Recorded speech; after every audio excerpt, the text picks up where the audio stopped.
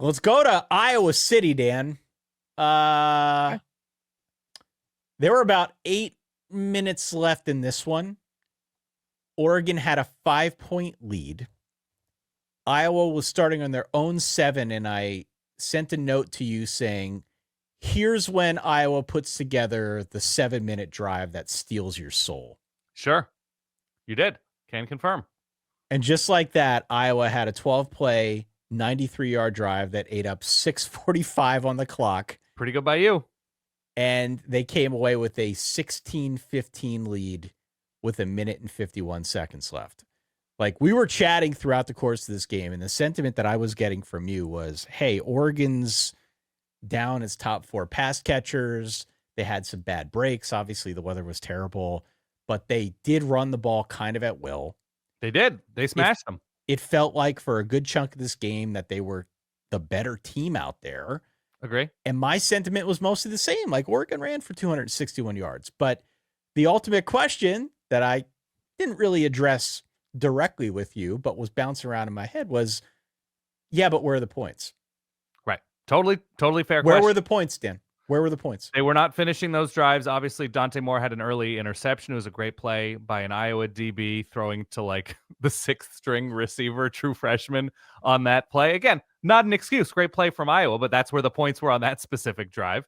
Dante Moore tripped over, I think, either his center or the right guard's foot after an interior defensive lineman got a quick push, and there was a wide open tight end running in the end zone on that play.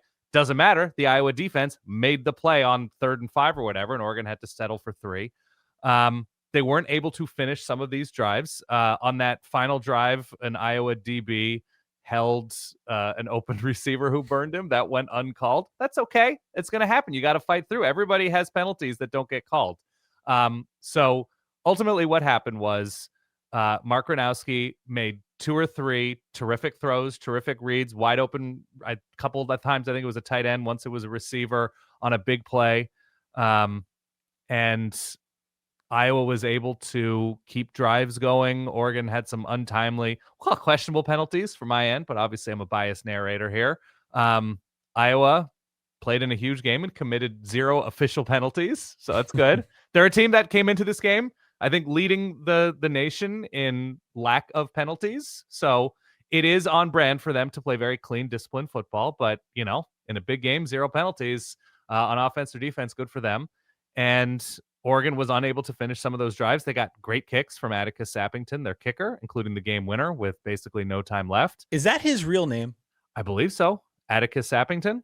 It sounds like a Monopoly piece. You know what? If he plays his cards right, board game reference, it just might be someday.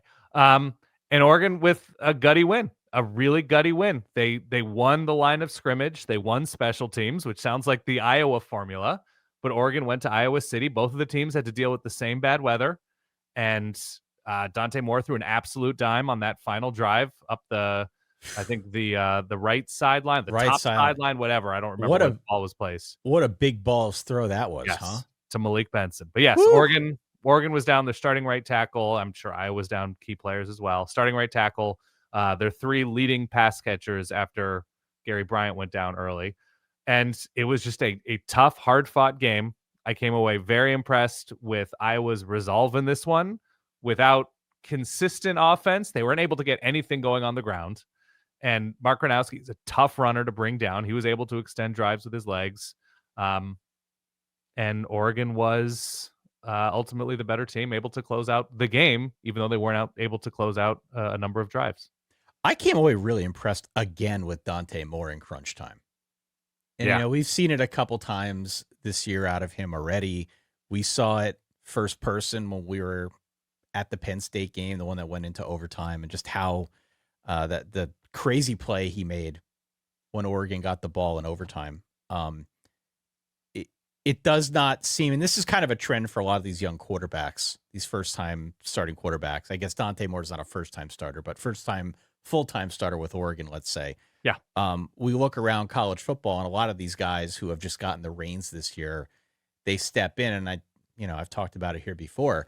They don't seem fazed by some of these big moments in crunch time. No. And Dante Moore, I think, is a prime example of that. This is another instance where He just seems very cool, calm, and collected. He knows what needs to go down. He's able to move the ball quickly. It doesn't seem like there is any kind of panic. It doesn't seem like they're disorganized. It seems as though, I mean, I guess that's a sign of being well coached, but I also think that's something you can't teach. Even if you practice it, having the ability to like not play outside of yourself, stick in the moment, be good at what you're good at, and just use your skill set to move the ball down the field. He's very good at doing that. Yeah. And I was really impressed by him on a, bad weather day, road environment against a really good defense. 18-16 was your final. In true Iowa football fashion, we had an 18-16 game.